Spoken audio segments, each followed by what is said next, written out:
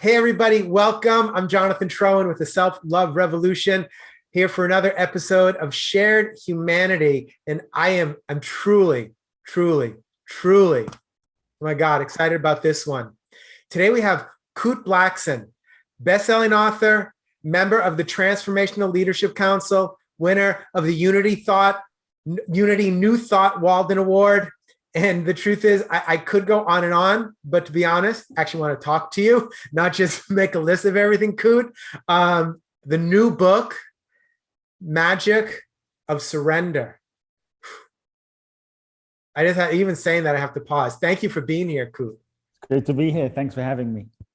So surrender is near and dear to my heart. I'll be honest, I actually saw you on another podcast. And I heard just the words Magic of Surrender in the book Magic of Surrender. And I just emailed you that day and said, will you come on, please? And I'm grateful you said yes. So I often start off with a simple question, not related to this. And What are you grateful for today? What am I grateful for? I mean, so many things. This is like, I'm grateful for life. I'm grateful for breath. I'm grateful for my best friend who's in town. I'm grateful for connection with my father. I mean, the list goes on, just That's grateful, beautiful. Grateful for the messages I receive today, just alone, of people who are so inspired by the book. I mean, it's many things. Yeah. Thank you for that.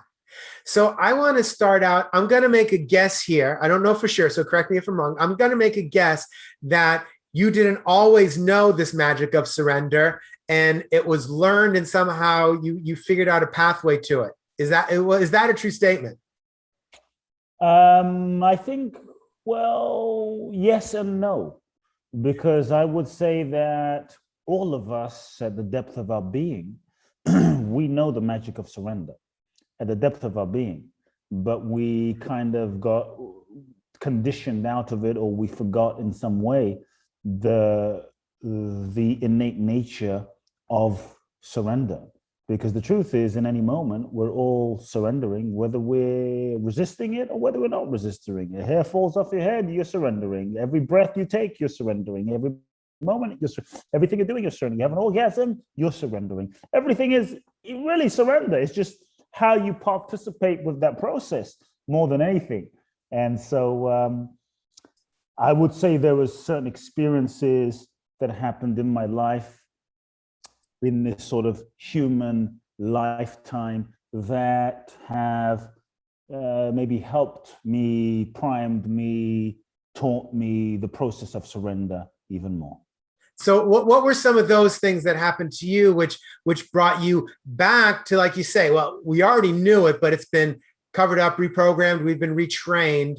So how did you uncover or get back to the surrender that was already inside of you? Wow, again, so many directions, the question, but I would just so people have a bit of a context, I was born in Ghana, West Africa. My father's from Ghana, my mother's Japanese. I grew up in London, lived in Los Angeles for 20 plus years, now in Miami and all over the world, so to speak. And for me, my first memories as a young boy was a deep, and this is in London, there was a deep desire to serve people, a deep desire to help people in some way. There was a certain knowing that I was here to make a difference in people's lives. I was very sensitive to people's feelings. And so as a young boy, I wanted to alleviate people's suffering. I just didn't know what that would look like, or the form or the shape it would take. And so I would see people who seemed to have every reason to be happy, every, financial and status and what have you, yet they were miserable. Then I'd see people who seemed to have every reason to not be happy, and they were happy, fulfilled in some way, shape, or form. And so some things didn't make sense to me, as a kid. And so that took me down a path of questioning, and the questioning of like, who am I and why am I here and what's the purpose of life? And is it just to wake up, make money, have sex, buy a car, buy a house, go on vacation, and then die? Like the feeling that there has to be more to life than just this. So what is the purpose of life was a question I started to marinate on from a very young age. So how old were you then? 6, 7, 8, 6, 7, 8. Wow. It really just 6, 7, 8, 9, 10. I mean, it just kept growing. It's not like that. The questioning began because things didn't make sense, you know. And then I grew up in this very spiritual environment, which leads to this whole point of experiences to surrender. My first memories too were literally seeing a crippled woman crawling on the floor. She picks up this is in Ghana. She picks up the sand. This man walks on, wipes it on her face and stands up. And so week after week, I grew up seeing blind people see and deaf people hear. And the same man whose sand she picked up would look at a woman in a wheelchair and say, why are you in this wheelchair? Stand up. Or the same man would look at, this man was my father, same man would look at someone with crutches and say, why you have these crutches? You're not sick, throw your crutches away. And so my father built 300 churches in Ghana. He had a huge church in London. So when I was 8, I started speaking in my father's churches. When I was 14, I was ordained as a minister, given the mandate to take over my father's entire organization. And so you could say my life was set out for me. When it was announced that I was going to take over, I knew that this was not my path. I knew that this was not my destiny. I knew that this was not what I was put on the planet to do. But the truth is, I was too afraid that if I spoke my truth, if I dared to be who I was, if I really dared to express to my father how I felt, that I'd be alone, that I'd be outcast, that I'd be abandoned, that I would basically lose the connection and relationship with my father. So I didn't say anything, got ordained, went through the whole process, 4 years of internal questioning and turmoil and back and forth and, you know, inner struggle and questioning a lot. And then it got to the point where at 17, 18, I looked into my future and I saw that I could follow the expected path, which was take over my father's church and, you know, follow the expectations that everyone had for me. But as I looked into that path, I saw that I could be successful by everyone's standards.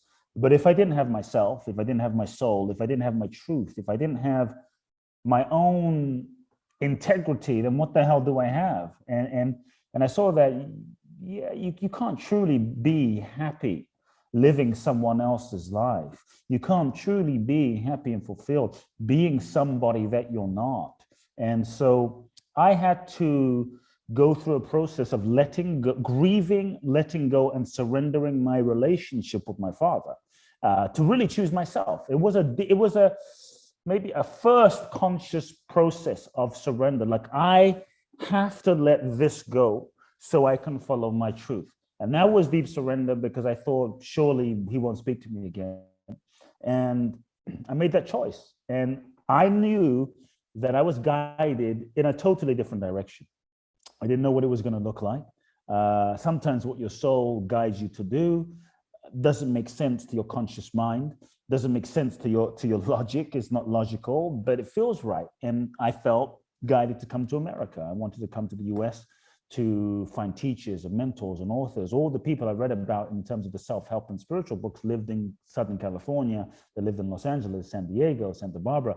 I wanted to come and meet them and learn from them, study with them. And so I made that choice. And then I surrendered, had the conversation with my father, decided life's not worth living unless I'm going to live in alignment with my truth, with my soul. I wasn't thinking my soul, but just, it's like, I need to follow this inner directive that was pushing me. And so I surrendered to that impulse and spoke to my father. We didn't speak when I told him I wasn't taking over, we didn't speak for about 2 years in that zone. What was his first reaction to you? Like, when you got the courage to speak to him, what did he do? When I mustered the courage to speak to my father, he was in bed, lying down. I looked into his eyes, knowing I was going to break his heart, you know, and it was a real initiation, a real painful moment for me to have to do this.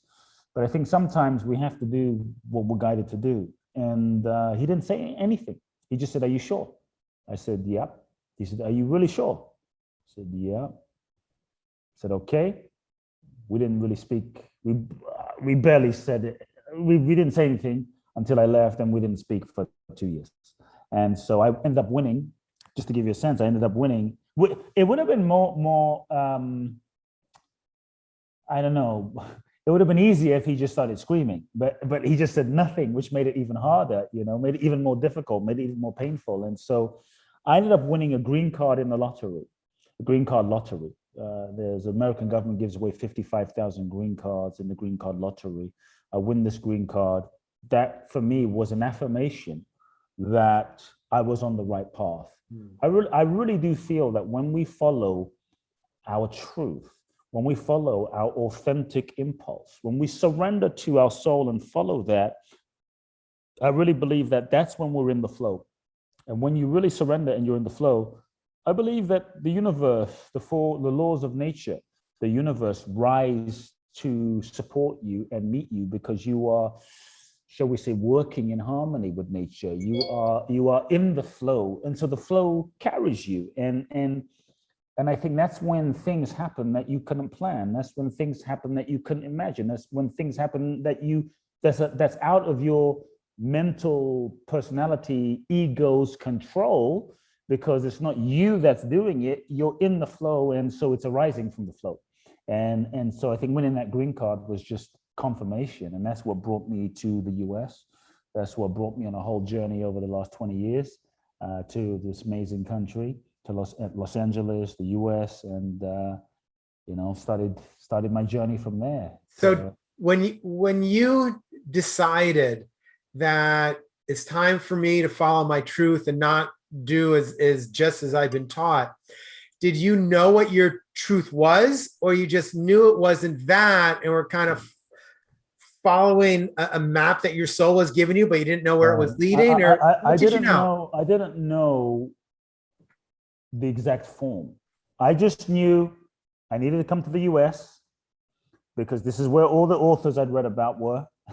And it just felt right. I mean, I was thinking of maybe I go to India because, all the Indian mystics and spirit, but it didn't feel right. It didn't align.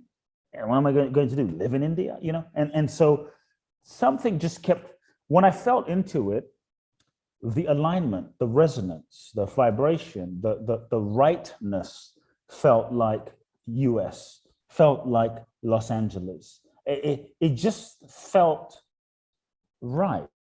It's hard to explain. I think here's one of the things in surrender that we have to give up is the constant need to know. The mind has a constant need to know what everything means. Everything means. What does it mean? What does it mean? What does relationship mean? What does it mean? What does everything mean? And we're constantly projecting onto a moment what everything means. And I think in that constant need to know, we're trying to, it's a form of control, but we don't realize that we end up limiting our ability to be with what's actually happening. And we don't realize that just because we think something means something, it doesn't necessarily mean something. We're only able to perceive the accuracy of what something is, or decipher the truth of what something is, based on the level of our consciousness, which is determined by our conditioning, which is wrapped up into our ego. And so the ego looks at something and interprets a situation or an experience to the best of its ability, but our ego's perception is not the total perception.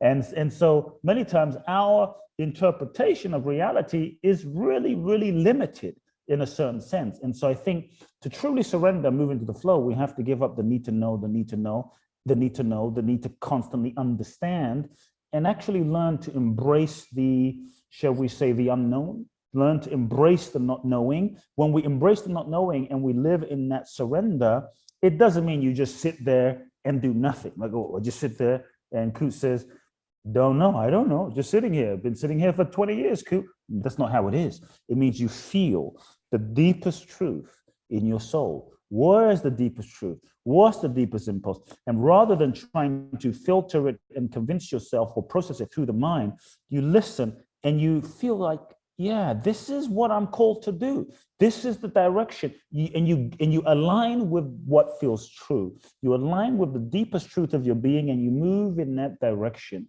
What I found is, as you live and move in that direction, life starts revealing itself to you in the process of living life itself. And so surrender really is a shift. Rather than you pushing and projecting life, is really allowing life to lead you, allowing life to guide you, allowing life to show you, allowing life to reveal to you what's next. So you're not living from your mind. You're not living from your ego, because when even the best life that's lived from the mind and the ego is going to be limited, because the mind and the ego is actually a structured, conditioned process from the past. So what we project into the future is going to be just another version of the past. And so when we live in that surrendered openness, we're no longer limited. We're no longer limiting our future to something in the past. Now our future becomes a wide open, shall we say, field of possibilities that's like, now anything can happen. Now anything can, there's no limits to like, oh, did this. Okay, this is what the future is going to be. Now anything can happen. That's, I think, when the magic, the magic of surrender that I'm talking about, that's when the magic truly happens. And so I just, go ahead. No, go finish. No, I just really also just want to clarify for those listening in, just so we're all clear on when I say surrender, like surrender is, because I don't want to assume everyone understands what surrender means, because I think in our culture today, surrender's been given this weird, bad rap that, I mean, who the hell is going to want to surrender based on certain definitions? There's a misconception about surrender that I really think we need to update, we need to reframe, re-understand, reimagine what surrender is in our present modern day world. And so surrender has been perceived as weak. Surrender has been perceived as you'll be taken advantage of. If you surrender, you won't get your goals, you won't get your dreams, you won't manifest the XYZ that you have in your mind. If you surrender, you're going to be broke, you're going to be homeless, you're going to have to sell everything, live in the Himalayas.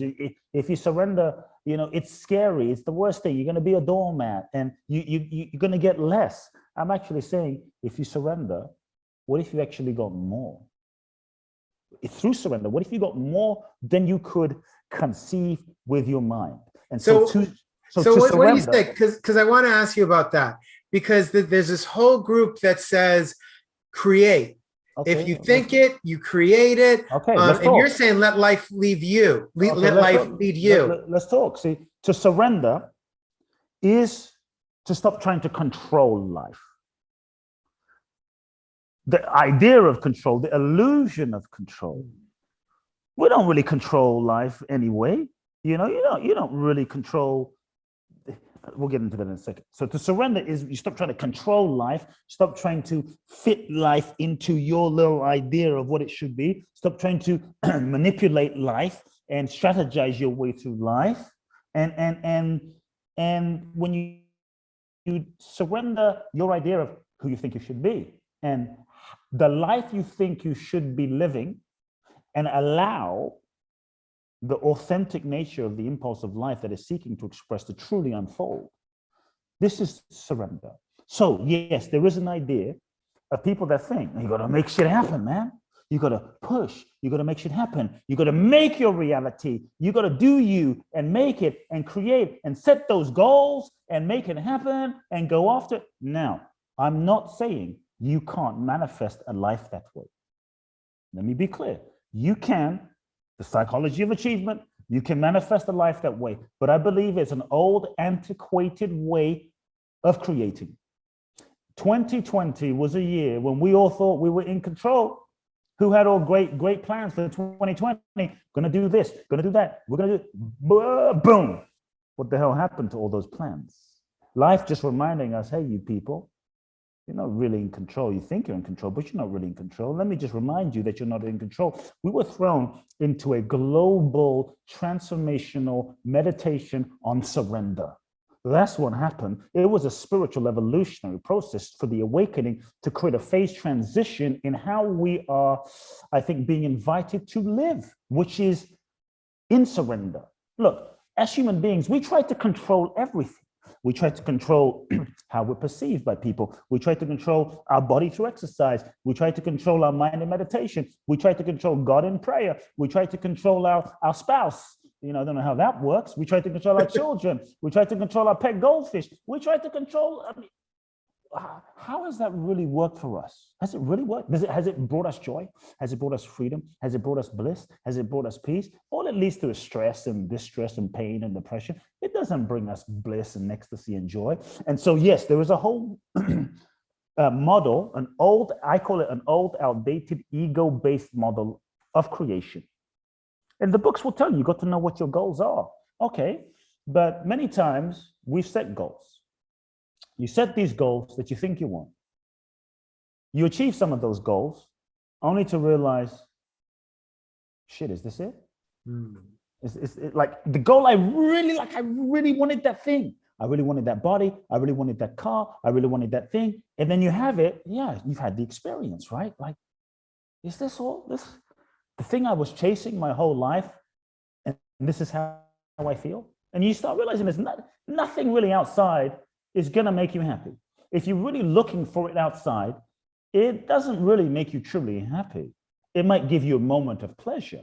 Pleasure is fleeting, no different than a nice, ice cream and chocolate taste. It's a fleeting moment. It's a transitory moment. It's not lasting and fulfilling. And so you realize, wow, this is not what I really wanted. Because here's the thing, many times we're setting goals that we think we want based on who we think we are. But if we're not in touch with who we really are, then what we think we want is not going to be what we really want. It's going to just be what we think we want based on who we think we are. So then even some of the great goals that we're writing in our journals and goal setting, you got to know what you want. We go to the seminars, know what you want, know what you want. If that was it, how many goal setting freaking workshops have been done? How many manifestation seminars have been done? Nothing wrong with them. I'm going to explain in a second. Don't freak out. Okay. Folks listening might be going, oh my God, what about my goals? It's okay. But if you really think about it, the goal setting is pretty straightforward. If that was simply the idea, the solution, I mean, Think and Grow Rich has come, Tony Robbins has come, Brian Tracy's come. I mean, they've all been talking about goals.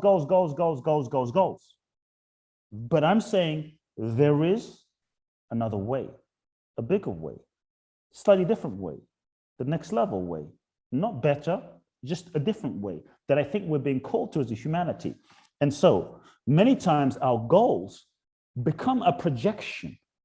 Think about it, become a projection of our unmet needs, unmet wounds, unmet pain, unmet memories from our past. Daddy wasn't around, mommy wasn't around, we felt bullied, we weren't enough, we were outcast, we were abandoned, we were laughed at, we were shunned growing up, and so we feel not enough. And so now there's this unconscious projection of, if I can get that car, if I can get that house, if I can get that body, if I can achieve that thing, if I can make that X amount of dollars, then I'm going to finally be okay and enough.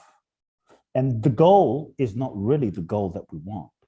What we're seeking is something else. And so the goal never really actually fulfills us. And so so what happens? Because we're not aware of that, we think that the goal is what we want, and then we're pumping up the ego, which we think we are, that we're not. We're pumping them up with self-empowerment, but we have limited identity because we think we're this identity. So now we're trying to pump ourselves up to get that goal. Now we can't get off this freaking treadmill. And then we get so identified with all the things we achieve that we're caught on this never-ending chasing treadmill. How many billionaires I've worked with, and I love all of my clients, who come to me and they're unhappy. Some of these people have the capacity to fulfill every goal for every person they have enough money to fulfill every goal for every person on the planet. You want a Lamborghini, you want a Ferrari, you want a Rolls Royce, so if that was it, why are they not happy? Why is Bill Gates not happy? Just got divorced. Bezos just got divorced. Why? Why not happy? Because there's something else. So what I'm inviting people is a different consideration. I think it's an evolution. See, so that old paradigm is asking yourself the question, what do I want? Yes, that's the mode of question. What do I want? But if you're not in touch with I, who is the I? We don't ask, who is the I that's wanting? Who is the I that's wanting? The I that's wanting is actually, until we're conscious and aware, a kind of conditioned version of who we really are. And if we're letting this conditioned version of what we identify ourselves to be decide what we want, you can see the limited nature of life that we're going to create. Now, I'm actually inviting in the magic of surrender, and through this idea of surrender, an invitation for you to consider the question: what is it that life, the universe, the infinite intelligence, God, the divine, whatever label you want to put on this energy, the source, life that's living us, what is it that life wants to express through me? What is it that life wants to create through me? What is it that life wants to manifest through me? What is it that what is the deepest impulse of what life is seeking to express through me?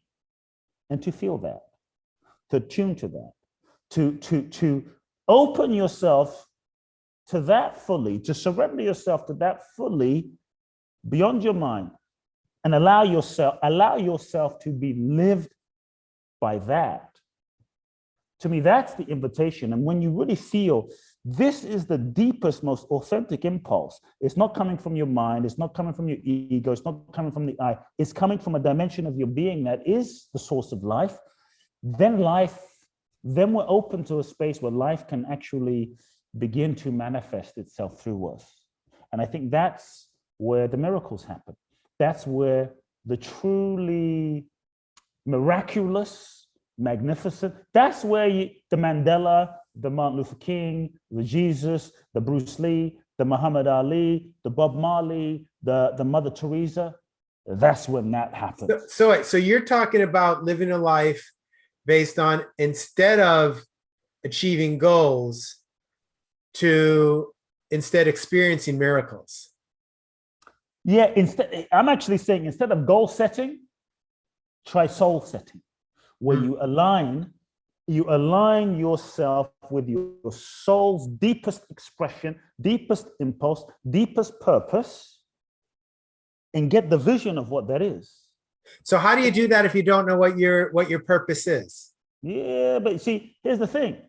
A lot of us are trying to figure out what our purpose is, but if we're conditioned in our little, identity, then what our purpose is will also sometimes just be a projection, okay, of what we think our purpose should be based on our identity, okay. And I'll speak to purpose in a moment. And so we're not saying figure out what your purpose is.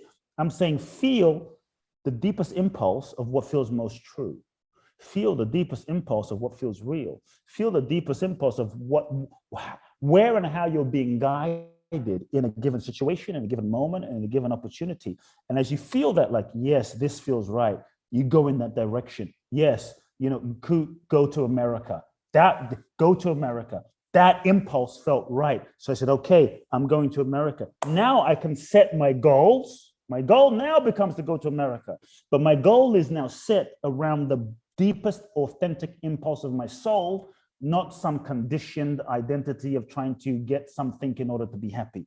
So you still goal setting, but goal setting and the mind is now a servant to the soul.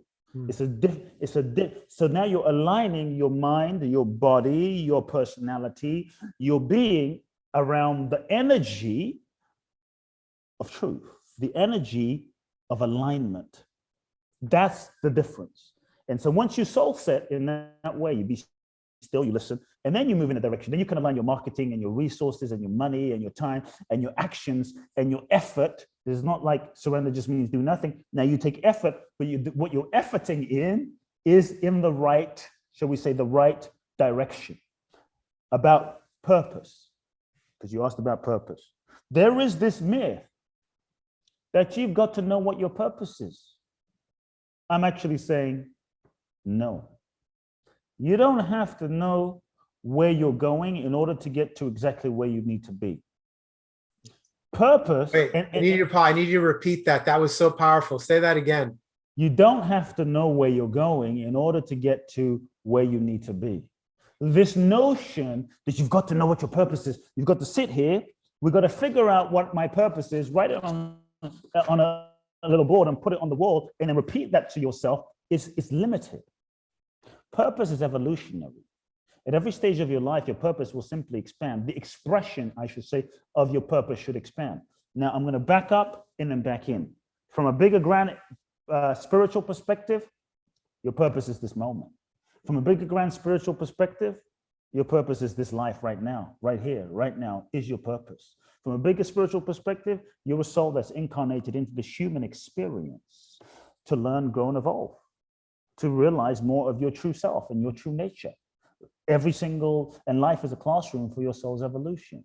And so every single situation, every single experience is the evolutionary opportunity to grow, evolve, and remember who you are. That means every moment really is your purpose. Every second, with your wife, with a kid, at work, in a situation, in a breakdown, in a breakup, every moment is your purpose so long as you're learning, growing, and evolving. That's it. That's the spiritual perspective. Now, the expression of the form of what your mission is in life and your purpose expresses in terms of what you do, slightly different.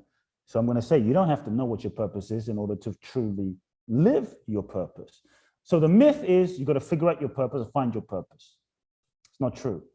Sometimes trying to seek what your purpose is becomes the ego's way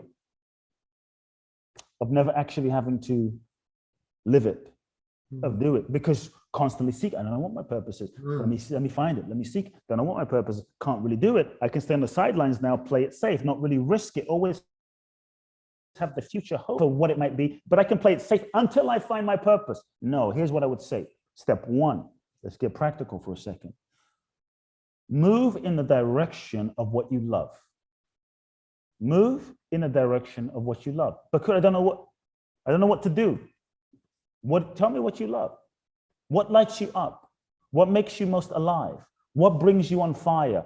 Go in the direction of what you love, lights you on fire, what you would do for free. For instance, when I was a kid, we lived behind my father's church.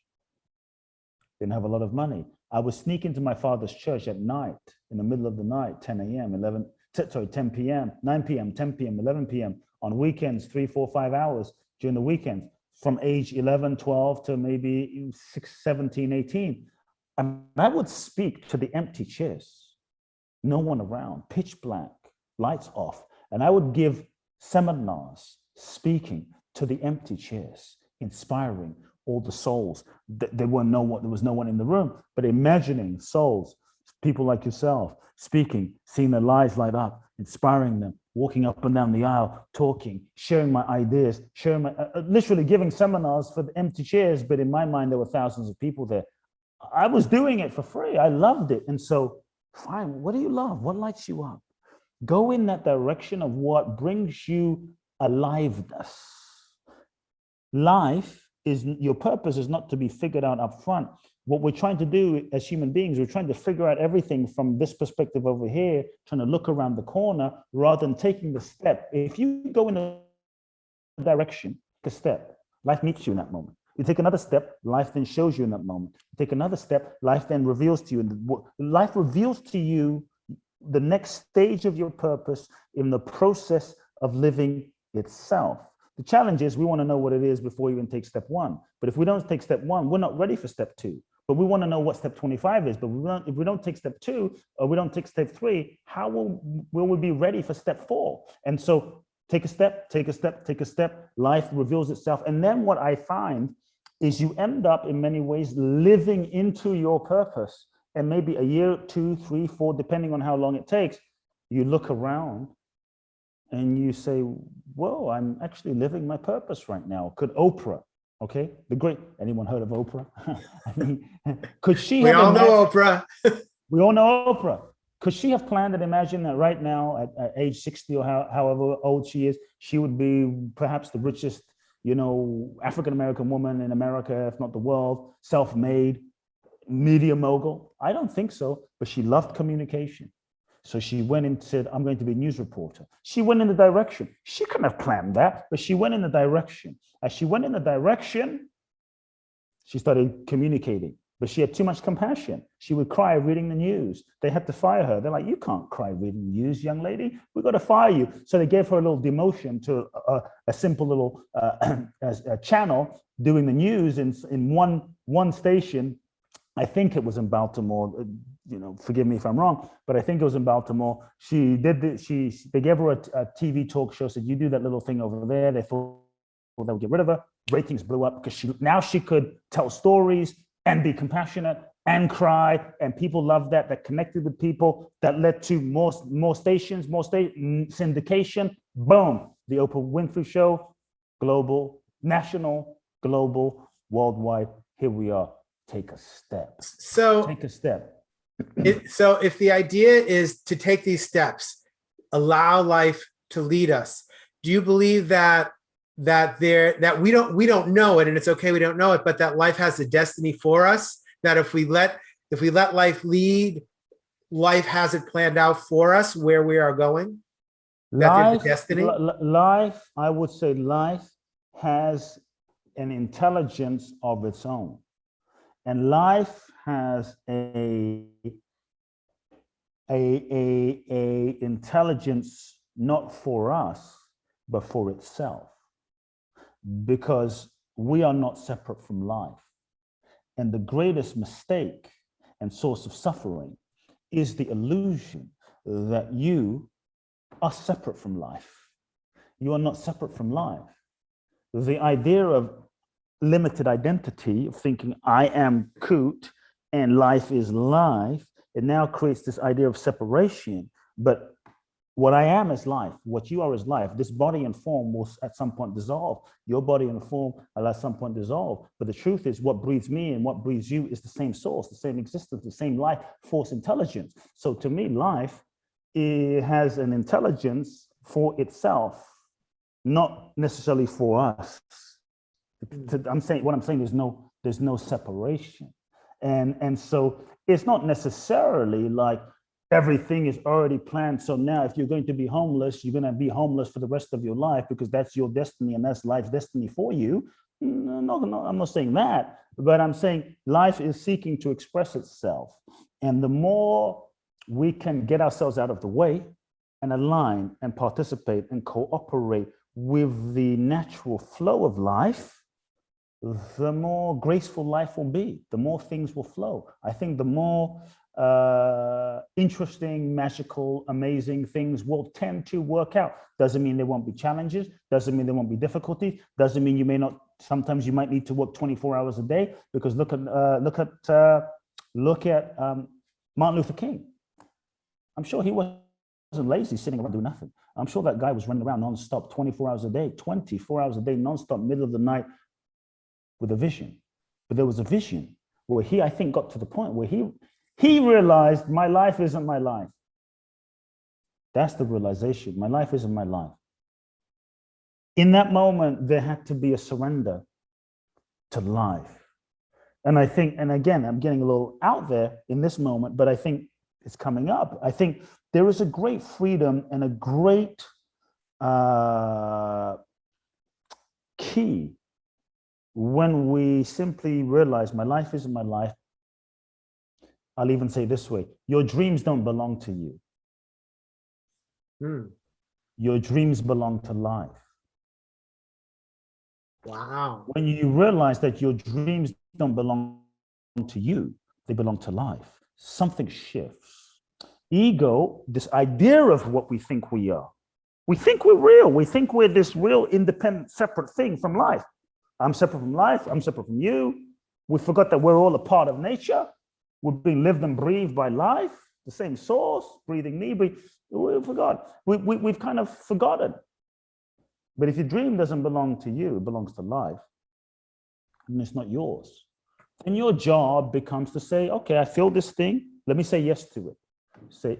Then you get yourself out of the way. And if it doesn't belong to you, it belongs to life, then life has an intelligence that knows how to fulfill itself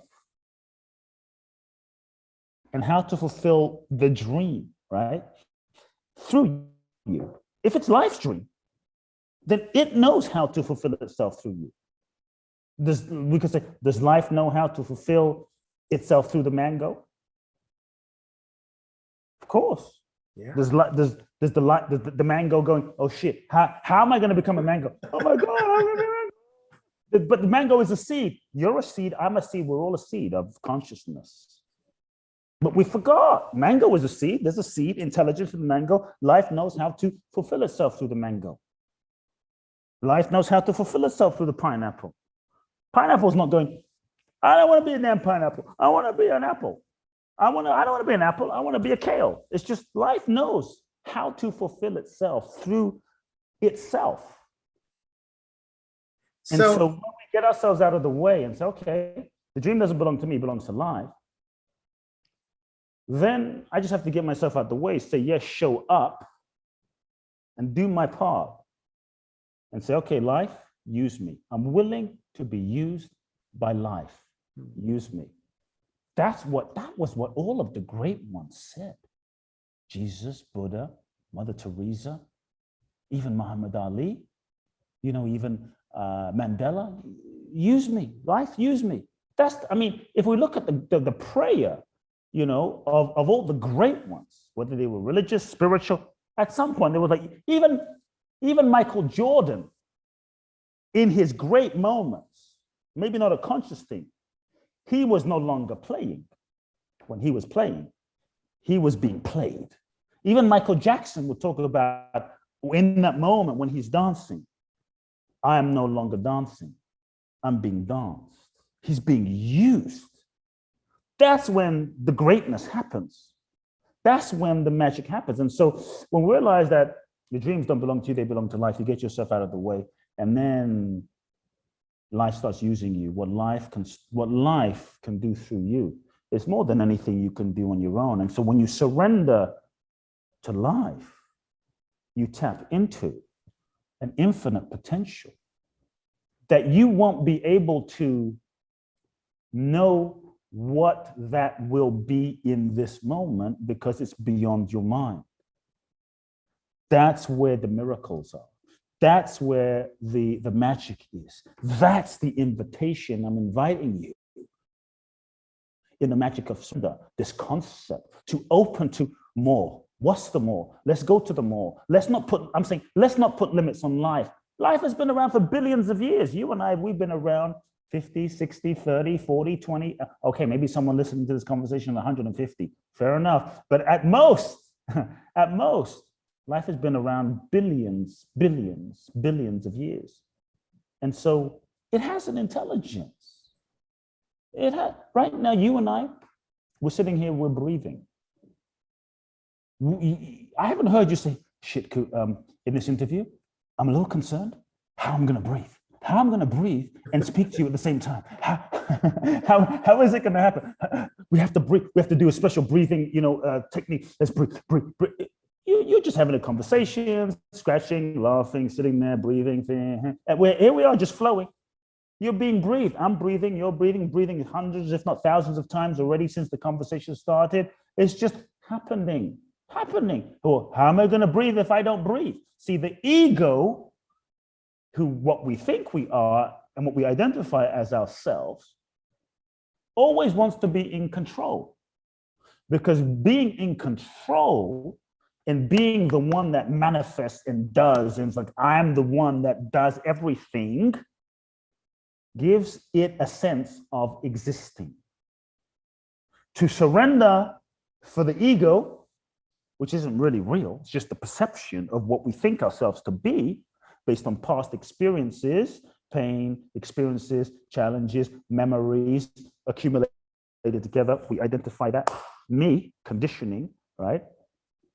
To surrender for the ego is terrifying and scary because the sense of, oh shit, if I'm not the one doing everything, which is how I keep myself feeling like I'm existing, then who am I? And so surrender is a little bit scary for the ego, but it's the invitation. How do we do that? So for many, it's so scary that I can't take that first step because I've been told my whole life, you're in control. You're in control. Take control. And I hear, okay, surrender. Whoa. Well, this story seems a lot more peaceful.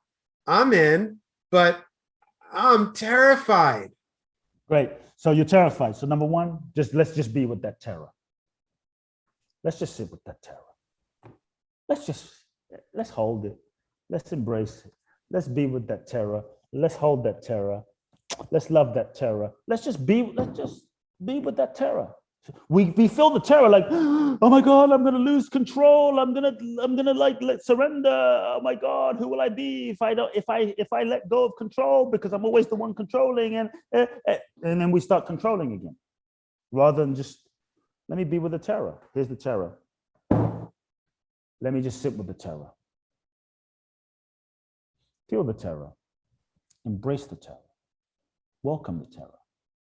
See what happens when I'm just with the terror. We don't really know what happens when we're with the terror because we're so busy avoiding the terror, you see? We drink it away, sex it away, drug it away, distract it away, whatever it is, so we don't have to be with the terror of I'm not gonna exist. And so when you can be with this terror, not judge it, not change it, see what happens. And see when you're with the terror, what happens and who remains?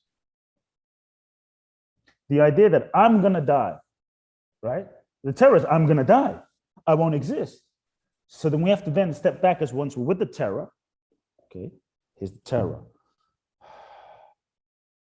Then we need to ask ourselves, now we're in relationship with the terror. Who am I? We don't really ask ourselves, who am I? We're so busy like, I don't want to die. But who am I? What am I? Let's look at it.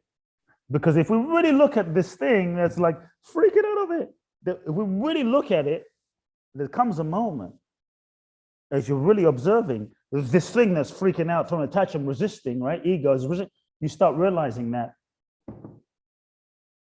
that's not you. But you have to observe and look at it. Because if you can observe it, watch it. There's space.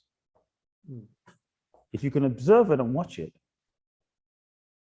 you see that what's watching it? Well, if I'm watching it and I thought this was me, then what's watching? So who am I? So we have to start asking ourselves the question, being with, not just intellectually making notes and asking ourselves the question, but being with, embodying, who am I really? And as you start realizing that what you're not really is this collection of memories, thoughts, ideas, pain, hurt, conditioning, belief structures that you think is you, then slowly the fear of loosening and surrendering, shall we say, dying, starts to fall away. And it gently like, oh, that's not me. It's like if we said, okay, take off your blue shirt. You wouldn't, like tonight when you go to sleep, take off the blue shirt. You don't start screaming like, no, don't take off oh my God. It's not like that. You're like, okay, take it off, because you don't identify that as you. But if your whole life you were told, Jonathan, you are the blue shirt. Blue shirt is you. This blue shirt, and if you were told by your parents that was you, you would not take it off. You'd be showering with this, it'll be smelly as hell, but you'd be wearing this blue shirt because of your attachment to it. We've just become attached and conditioned, reinforced by our parents, reinforced by programming, reinforced by society, reinforced by media, reinforced by television, reinforced by social. This is who you are. This is who I am. This is who I am. This is who you are. This is who you are. So we have to start questioning. Is this me? Is this me? Is this me? Is this belief me? Is this idea me? Is this identity me? Is it really me? And that's when there's some space that starts developing and a whole different kind of freedom that starts to, shall we say,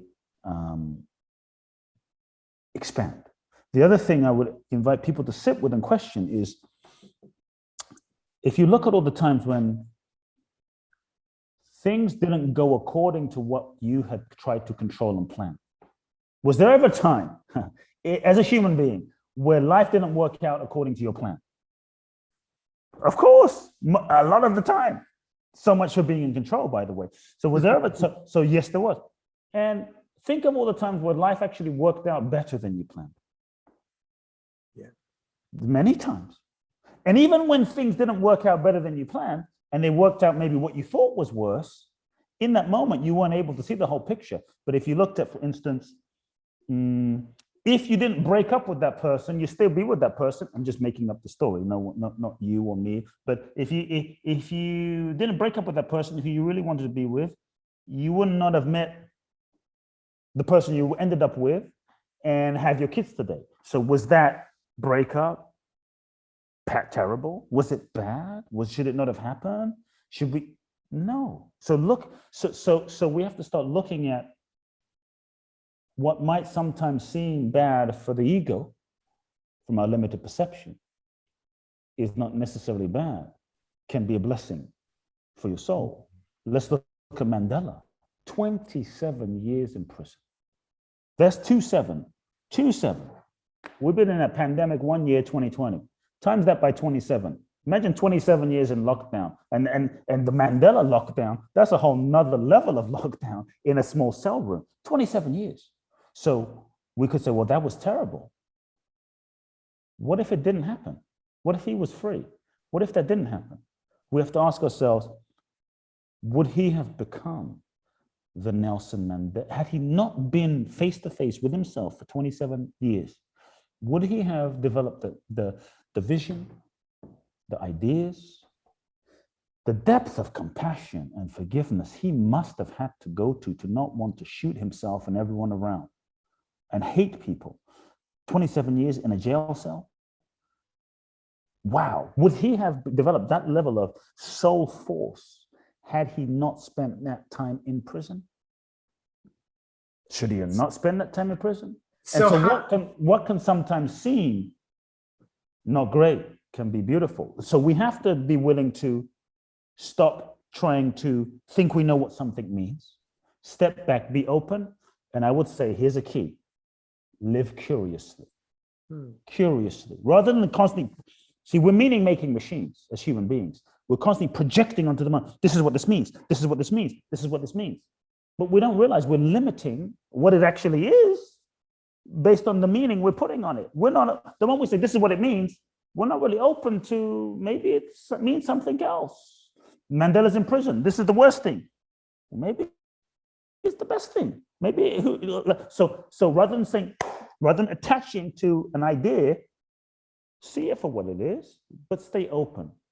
So how do we apply that to social justice today here? Because it's obvious in the United States, around the world too, but we're here in the US, that it's pretty messed up as it comes to social justice, racial justice.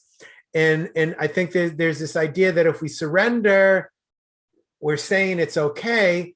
Obviously, a lot of changes need to be made. So how do we balance well, let life lead me versus this is really messed up, and how do we appropriately take a stand? Did Martin Luther, I'm going to ask you one question to answer that. Did Martin Luther King make a difference in terms of civil rights and racial justice on the planet? I believe so. I mean, certainly more to be done, but I believe so. He did. It's fair to say he did make a huge difference. Yeah. The world would be a different place if he didn't take a stand. He let life lead him. That's what letting life lead you looks like. He didn't want to be the head of a civil rights movement. They tried. He didn't want to be, because he knew, like, oh shit, that might take me in a direction that I don't want. I have a nice life here. Kids, a nice little church, can live the rest of my life in peace. So this is cool. But we want you to be the leader, the front man. Finally, he had to surrender to the deeper impulse and say, you know what? There's more that has to be done. My soul is guiding me in this direction. I have to answer the calling. And he answered the calling. He let life lead him. And this is the difference he made. So surrender doesn't mean you sit at home, you let someone be a doormat, you sit at home, you don't respond to the call. Surrender means you feel the deepest call in your heart and you follow that direction. And that might lead you to go protest. That might lead you to write a blog or an article. That might lead you to go fight on the street. That might lead you to speak up and make some phone calls, you know? That might lead you to go vote. What I will say is it will look different for everybody, you know, because everyone has their own purpose and unique path and a unique way that they're called to do it in this lifetime. There's no one person that's the same. So I don't think we should project what it should look like. But what's important is we feel the deepest authentic truth that we feel. That might mean you make that TV show that's going to be difficult. That might mean you speak on that podcast topic that's going to be challenging. That might ruffle some feathers, but you know your soul is guiding you to do it, and you let life lead you. So letting life lead you doesn't mean let's just go with the flow and wherever the path of least resistance. It means go in the path of most alignment. And whatever the path of most alignment is, you go there. And sometimes it might mean be quiet. Sometimes it might mean be fire. But it means you follow what's true. Does that make sense? Yeah. So you follow what's true. But I do want to say that if you really want to make a difference, I just want to add a piece in terms of social justice. I do think it's important. There's many things in the world that needs to change, but there's two things I want to say. Is spiritually, we have to also understand the nature of the world. This might trigger some people, but I think it's important to say. We have to understand the nature of the world. We live in a three-dimensional universe. This is 3D.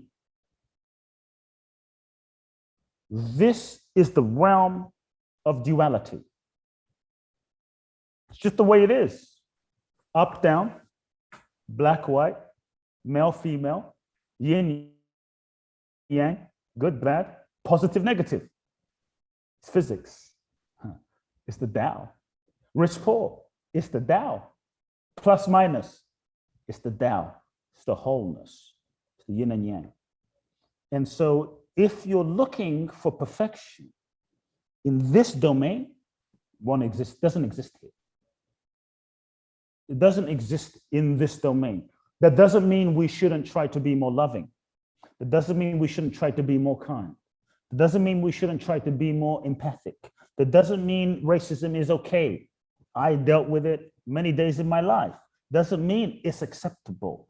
But what we have to realize is there's gonna be no utopia in this physical dimension. It's not meant to be. It's not the realm for why we incarnate here. When you understand the spiritual reason for why you incarnate into this human experience to learn, grow, and evolve, and part of how you learn, grow, and evolve is through friction, part of how you learn, grow, and evolve is through challenge, part of how you learn, grow, and evolve is through lessons, then you can shift your relationship with the physical 3D dimension so that you're no longer fighting the way it is, you understand the way it is. Then when you take a stand, you're coming from a place, when you come from a place of, shall we say, internal freedom, when you come from a place of more inner neutrality, when you come from a place of understanding the Tao, the yin and the yang, when you come from that place, then when you go to affect change, you don't reinforce the duality and the energy of the old. You don't reinforce it. You're able to show up as a space of love, still protest, still speak, still, change the system without causing more, shall we say, energetic karma or damage. Because you don't come from a place of judgment. So the world is duality. No matter how much we heal ourselves as human beings, read the books, go to seminars, get therapy, You and I, we will never be perfect human beings. That's not the goal of spirituality. It's not the goal of therapy. It's never going to happen because there's not even, I mean, I wouldn't say Jesus, not even the Dalai Lama is perfect. Not even Mother Teresa is perfect, you know, and they're pretty damn amazing people. Not even Mother Teresa is perfect. The personality is not meant to be perfect, and that's beautiful, and that's okay.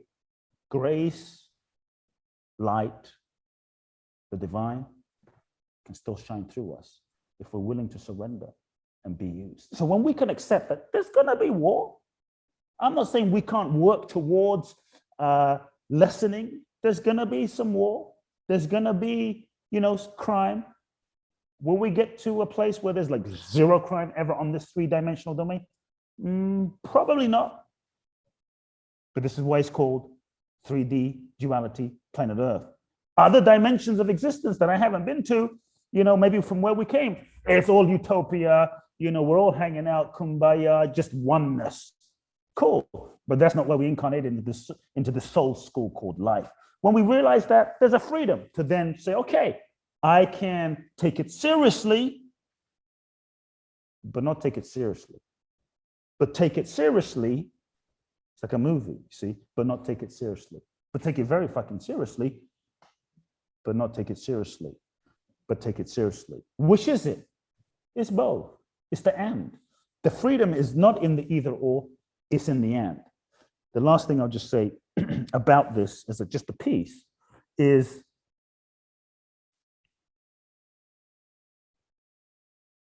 one of my teachers, this is something I just want to add. One of my teachers from India, great man, talk about social action, social justice, man of social justice. One of my mentors, 20 years, former disciple of Gandhi. So when I say great man, nobody has more of a right to speak about social justice than this man.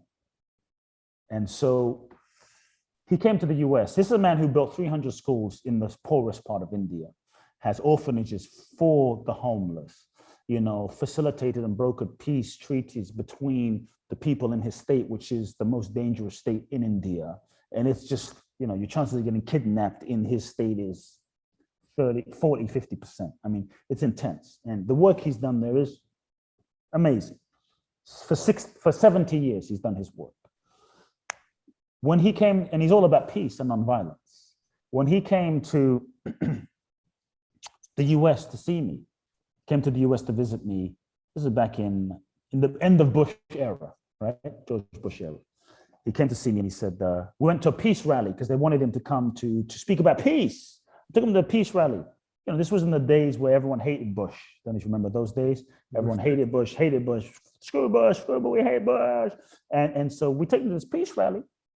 And he looks around, I say, are you excited about speaking? He didn't say anything. Dwakoji was his name. Everyone's like, I mean, a lot of ferocity, anger. First thing this man, he stands up and he says, taught me a lesson. He says to the whole crowd, very gentle Indian accent, do you love Bush? Do you love Bush? Do you love Bush? Everyone's like, we hate Bush. It was such a moment. It's like hate cannot bring peace. Hate cannot bring peace. If you want to bring peace, you must love Bush. You must see his soul. You must see his divinity. You must see his godliness. Yes, you must change the policies. You must vote. You must do whatever, step 1, 2, 3, 4, 5, but not with hate in your heart. Because if you hate Bush and you overturn Bush, you will just create another system that is another version of the opposite. You must love Bush. Change the actions, change the policy, but love Bush. And so if we want to do our part, I think to really make a difference on this planet, it's not enough to just change the world out there. We need to change the systems out there. Shit needs to change. I'm in full agreement. That's a given. I don't even have to go into some of these things that need to change. You know what they are. It's pretty obvious in the last year. It's obvious. I'm on board. But if we just change that and we don't change what's in here, we don't change the internal racism, we don't change all of the internal ways that we are terrorizing ourselves with our own self-hatred, with our own, not just police brutality out there, which needs to change, but the brutality, we are so brutal with our own consciousness and selves every day, torturing ourselves every day and night, rioting in our own hearts. We're not able to change that because the world is a mirror manifestation of our consciousness. The world is a projection of the collective consciousness of all of us combined. So if we want to bring peace out here in the world, we must at least do our part, because we can't change the president, we can't change the government, we can't, but we must do our part to bring this peace in our own heart, to love ourselves, to accept ourselves, to honor ourselves. Then we can honor those around us and honor our brother and our sister, and honor our neighbor, and honor. We can do that. And I think we can start, one of the places I think we can start is to surrender to, okay, what can I do? Let's just start by doing what we can, where we are, with what we have. So when people finish watching this, what's the first thing you want them to do right now? Wow. To begin this practice of surrender. You know what? This is not exactly a practice of surrender, but I think it can make a difference. If there's someone you need to forgive, if there's someone you need to make amends with, if there's someone you're holding a grudge towards, if there's someone we want to bring peace to the Middle East, but we're still pissed off at our sister. It's not going to work. We want to help, the people from another community, but we haven't called up our uncle in years because they pissed us off. Who do we need to forgive? Where do we need to make amends? What do we need to take responsibility for? Where are we out of integrity? And I would just invite us to have the courage, the humility, and surrender. To say, okay, how can I do my part to clean up my side of the street, my side of my consciousness? What do I need to do? But they haven't apologized. We've got to surrender bigger than that. But they haven't. Let's do our part. And so I would say, pick up the phone, make a phone call, forgive, speak. Doesn't matter what the other person does. They may respond, they may not respond. That's their deal. Do it because it's the right thing to do for you. Set yourself free, do your part. If they respond or they don't respond, that's up to them. And I think then we really become the change that we seek in the world. I would say, let's start there. Take an action, make a phone call, write a letter, make amends, bring some healing. Wow, thank you so much. The book, The Magic of Surrender, Kute Blackson, thank you so much for being with us today. Thanks so much. Yeah, if it's okay to just direct people to the website as well. Yeah, please do. Where do you want people to visit? Yeah, themagicofsurrender.com. I think free gifts are still available. Obviously, it's available on Amazon. Also, my website, kuteblackson.com. And also, if people are ready for another deeper dive, boundlessblissbali.com, www.boundlessblissbali.com. Thanks. And we'll have all the links available for you. They'll be written there, so you can just click away. And yeah, this has been amazing. Thank you. Thank you for having me.